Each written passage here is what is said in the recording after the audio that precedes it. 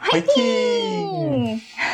직장인이 퇴사를 고민하는 이유의 81%가 바로 인간관계로 인한 스트레스라는 사실. 일보다 사람 때문에 생계를 위한 월급을 포기할 정도로 심각한 것이 바로 인간관계로 인한 스트레스인가 봅니다. 그래서 오늘은 우리가 인간관계로 스트레스를 받는 이유가 도대체 무엇인지 5가지로 나누어서 이야기해보려고 합니다. 인간관계, 직장인들만 문제가 아니에요. 귀촌의 50%도 인간관계 때문에 다시 시골에서 서울로 돌아간다고 합니다. 그쵸. 이렇게 인간관계 때문에 힘든 게 한국 사람들의 스트레스 유발의 원인 중에 1위라고 합니다.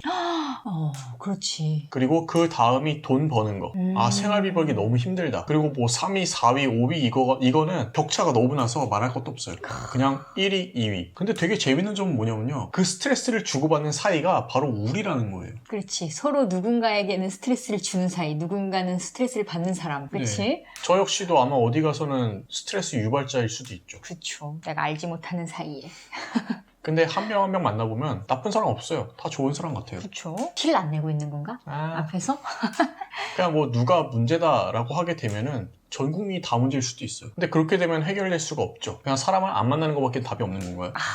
근데 사람이 사회적인 동물이잖아. 네. 사람을 안 만날 수는 없어요. 그렇죠. 그치? 네. 왜냐하면 저도 사람 만나면 되게 즐거워요. 그쵸. 네. 뭐 사람 많은 곳을 피해서 귀촌을 했지만 반대로 또 사람 만나는 걸 좋아해서 1대1로 만나서 긴 얘기를 나누기도 하고 그렇게 시간을 보내고 있습니다. 자, 그러면은 원인을 5가지로 보기로 했잖아요. 네. 자, 첫 번째, 서로 이해할 수가 없어서. 이해할 수 없죠. 네. 여자는 남자를 이해하기 힘든 것 같아요. 뭐 남자, 여자도 그렇고 대부분이 살아온 환경이 다르기 때문에 서로를 이해할 수가 없습니다. 그쵸. 이렇게 뭐 단정 지어서 얘기하면 좀 그럴 수도 있지만 사람들은 자기가 살아온 것을 기반으로 해서 그 경험과 환경, 색안경을 만들어서 이제 끼고 살잖아요. 그쵸. 어떤 아이가 우는 사진을 보여주게 되잖아요. 그러면 사람들은 이렇게 얘기할 수도 있어요. 저 아이가 배고파서 우는 거다. 아니야, 슬퍼서 우는 걸걸? 네. 어떤 사람은 또 졸려서 우는 거다 라고 얘기할 수 있어요. 그치. 근데 답은 엉뚱하게도 아이가 하품하다 울 수도 있는 거예요.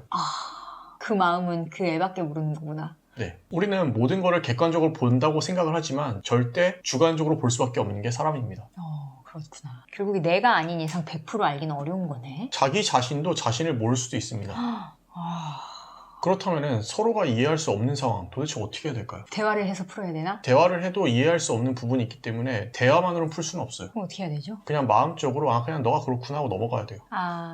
너는 그렇게 생각하는구나 이렇게 하고 넘어가면 되는 거야? 그렇죠. 근데 그게 또 어려워요. 뭐 개나 고양이 그리고 뭐 돌고래가 있다고 치면은 도대체 너는 왜 그래 너는 왜 그래 이제 얘기를 하면 한도 끝도 없는 거예요. 그냥 그치. 아예 다른 건데. 그치. 걔는 이렇고 고양이는 이렇다. 차이를 인정해주면 그치? 네, 돌고래가 개가 될 수는 없습니다. 그치. 두 번째, 서로에게 기대하는 것. 이게 기대가 큰 만큼 실망하기가 쉬워가지고 네. 가장 많이 아마 사람들이 상처받는 것 중에 하나가 아닐까 싶은데요. 이제 한국 사람들이 빨리빨리를 추구하다 보니 관계를 되게 빨리 맺어요. 그쵸? 자, 빨리 맺는다는 건 뭐죠? 빨리 친해진다는 거예요. 친해진다는 건 뭐죠? 서로의 마음의 빗장을 여는 겁니다. 그 결과 되게 정도 있고 좋은 장점도 있는데 반대로 그걸로 인해서 서로에 대한 기대가 너무 높아질 수도 있어요. 그렇죠. 거의 가족급이 되죠. 회사에서도 우리는 가족이다 이런 걸 외치고 예.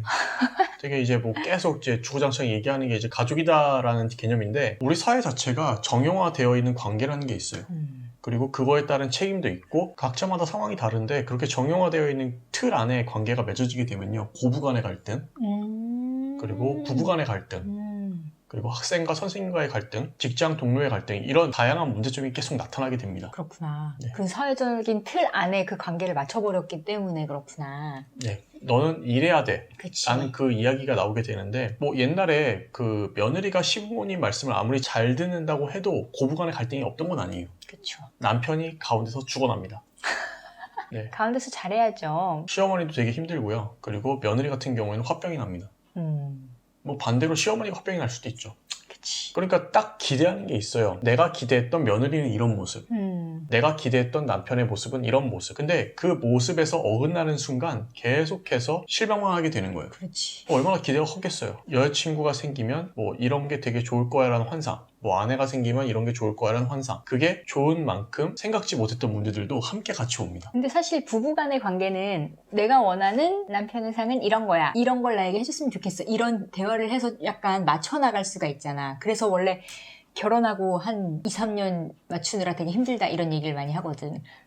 뭐 2, 3년 정도 맞추면 다행이고요. 그래서 네. 그때 많이 싸우고 그러는 건데 사실 고부간의 갈등이나 뭐 선생님과 학생 혹은 직장 상사와 부하 직원 간의 관계 이런 거는 그런 식의 해결이 되게 어려우니까. 뭐 싸우기도 힘들죠. 저는 그러니까. 오히려 싸우는 게 다행이라고 생각해요. 그치. 싸운다는 거는 사실 문제 해결을 위한 건데 그게 어려운 관계들은 어려워지는 거지. 이렇게 정형화되어 있을 경우에는 대화도 힘듭니다. 그니까. 받아들이는 건 더 힘들어요. 그쵸. 대화를 해도 되게 일방적이 될 확률이 높기 때문이죠. 그렇죠. 계속 달라지라고 남이 요구를 하는 건데 남이 요구할 경우에는 오히려 반발심만 생깁니다. 그쵸. 더 하기 싫죠. 네.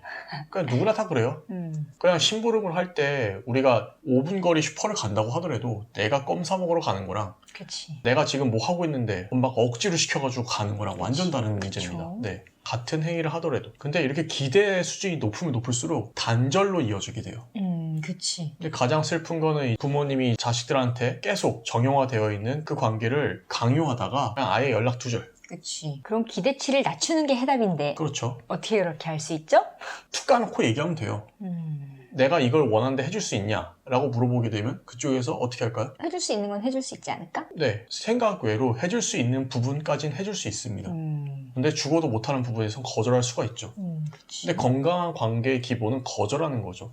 그쵸. 거절을 할 수 있는 사이. 네. 세 번째, 이해관계로 인한 문제입니다. 우리가 그냥 뭐 친구, 동생, 뭐 가족 간의 만남만 있는 건 아니에요. 일하다 보면 사람 만날 수도 있습니다. 근데 그쪽에서 생각보다 일을 못한다거나 그리고 내가 전하는 말을 제대로 이해하지 못하는 상황이라면 그 피해가 자꾸 나한테 와요. 그럼 더 짜증나지. 네. 그러면 이제 그거를 내가 다 해결할 수도 있죠. 그냥 내가 일을 다 하는 거예요.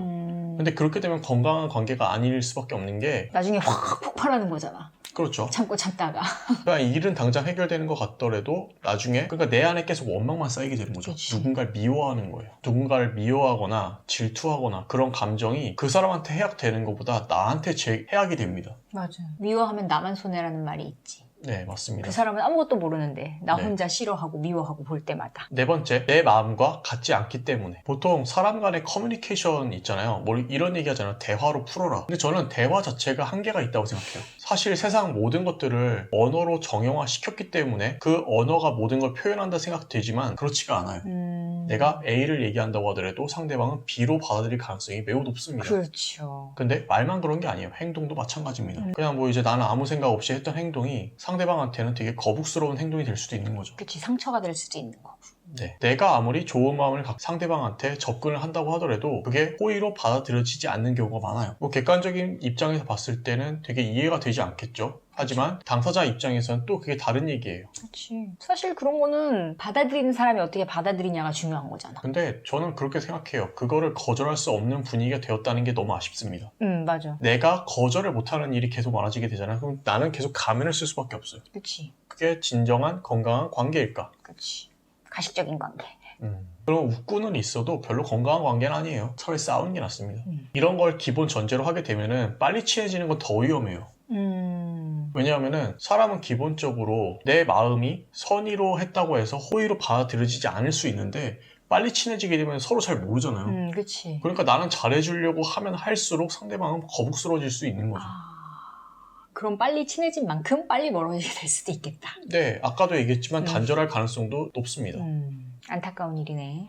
사람 관계가 신뢰를 쌓는 데까지 걸리는 시간은 어느 정도의 시간이 필요해요. 만나서 그냥 술 몇 번 먹는다고 해서 관계가 그렇게 긴밀해지는 건 아니니까. 뭐 아무래도 어색한 분위기를 깨기 위해서 이제 뭐 음주를 하는 것도 어느 정도의 윤활유 역할을 하는 거지 그게 만사형통은 아닙니다. 그래서 이제는 불필요한 술자리가 줄어드는 게 트렌드가 되고 있어요. 직장에서도? 네, 직장에서도. 다섯 번째, 오해가 쌓이기 때문입니다. 근데 비교적 우리나라 사람들은 감정을 좀 솔직하게 표현하는 편이에요. 근데 어디서나 그럴 수는 없습니다. 그러니까 이런 모순된 상황 때문에 더 힘든 것 같아요. 솔직한 사람인데 어디서나 그럴 수는 없기 때문에 그렇지 못한 관계에서는 힘들 수 있다는 거야? 그 솔직하게 감정을 표현한다는 것도 저는 동기동창 수준에서 가능한 것 같아요. 같은 서열. 예, 같은 서열 그쯤에서 가능한 것 같고 아무래도 윗분들하고 얘기할 때는 말을 가려가면서 해야 되지 않나. 그치. 100%를 말할 수는 없죠. 우리나라의 그 관계가 이 수직적인 그 관계가 되게 많잖아. 네. 근데 그게 뭐 어떠한 목표를 가지고서 일사불란하게 움직이기에는 그 수직적 관계가 되게 좋아요. 그렇죠. 예, 그래서 이만큼 먹고 살게 된 건 맞는데 반대로 윗분들도 아랫사람 때문에 스트레스를 많이 받습니다. 어떻게 보면 그럴 것 같아. 위에 사람들이 더 스트레스일 수 있는 거지, 그치? 왜냐면 아랫 사람들은 그냥 그렇게 들고 일어나면 되는데 윗 사람들은 원래 이렇게 해야 되는데 그게 아니니까. 그래서 저는 이제 관계 자체가 아무래도 쌍방이 좀 더 얘기를 하기 쉬운 문화가 성성이 되면 더 편해질 수 있다고 생각을 해요. 그치. 솔직한 시대에서는 근데 또 이제 마음 약한 사람들이 상처를 쉽게 받아요. 하긴 맞다. 네. 우리나라 사람들 외국 가면 상처 엄청 많이 받는데 그 그렇죠. 사람들은 다 얘기하는 스타일인데 우리나라는 그렇죠. 네. 얘기 못하는 스타일이라서. 그래서 뭐 이제 미국에서 교육을 받으면 계속 얘기하는 거 너의 생각을 얘기해라 너의 생각을 얘기해라. 근데 뭐 이제 우리는 우리의 생각을 얘기하는 게 아니죠. 그냥 그렇지. 정답을 얘기하려고 노력을 하는데 이렇게 진행이 되는 동안에는 말을 쉽게 할 수 있는 관계가 아닌 경우에는 오해가 많이 쌓일 수밖에 없는 것 같습니다. 그렇죠. 인간관계에서 가장 큰 최악의 사건은 뭐냐면요. 응어리를 한 번에 쌓아뒀다가 한 번에 터뜨리는 거예요. 한국 사람도 화끈하죠. 네, 그렇게 하고 단절. 그치. 왜냐면 당하는 사람 입장에서는 전혀 모르고 있다가 뻥 하면 진짜 황당한 거지. 네, 쌍방간에 책임이 있다고 생각을 합니다. 그렇게 터뜨린 사람 같은 경우에는 거절을 잘 못하는 가능성이 높아요. 그냥 거절을 계속 못하니까 쌓아두는 거죠. 해주면서. 그치. 네. 그거는 이제 그 사람이 갖고 있는 책임인 거고, 그리고 반대로 상대가 좋아하는지 싫어하는지 그거를 모른 채 계속해서 스트레스를 주는 경우. 네, 그거 같은 경우에는 보통 듣는 귀가 없는 사람들이 많아요. 눈치가 없나? 눈치를 보지 않아도 될 상황인 거죠. 눈치를 보지 않아도 되는 위치에 있는 사람이구나, 그러면. 뭐 위치에 있을 수도 있고, 아니면 그냥 성격이 그럴 수도 있고. 하긴. 그래서 사람이 상대방한테 실망스러운 모습을 보이더라도 상대가 그걸 받아들일 수 있는 문화가 가장 좋다고 생각을 합니다. 그치. 왜냐하면 모두 다 실망스러운 부분을 갖고 있어요. 그치. 아마 여러분들도 스스로 보셨을 때 자신이 보기에 스스로가 실망스러운 부분이 있을 겁니다. 저 역시도 마찬가지예요. 그쵸. 오늘은 우리가 인간관계로 스트레스를 받는 이유에 대해서 5가지로 나누어서 이야기를 해보았는데요. 사실 우리가 다른 사람을 바꾸는 건 어렵기 때문에 안다고 해도 100% 해결하기는 어려운 문제일지도 모르겠습니다. 그 사람 바꾸려고 하는 거 아니에요? 사람을 바꾸는 게 어려워. 다른 사람을 바꾸지 말고 나를 바꾸는 게 쉽다. 이런 말이 있잖아. 오죽하면. 네, 한 100배는 쉽습니다. 오죽하면 그런 말이 있겠어. 하지만 오늘 얘기한 것처럼 다른 사람이 나에게 스트레스를 주지만 나도 누군가에게는 모르는 사이에 스트레스를 주는 사람이 될 수도 있다. 이런 사실을 생각하고 다른 사람을 조금만 이해하려고 노력한다면 그래도 조금은 인간관계로 인한 스트레스를 줄일 수 있는 방법이 되지 않을까라고 생각해 봅니다. 그리고 모두 나와 가까운 주변의 소중한 사람들과의 관계로 힘을 얻고 또 행복했으면 좋겠습니다.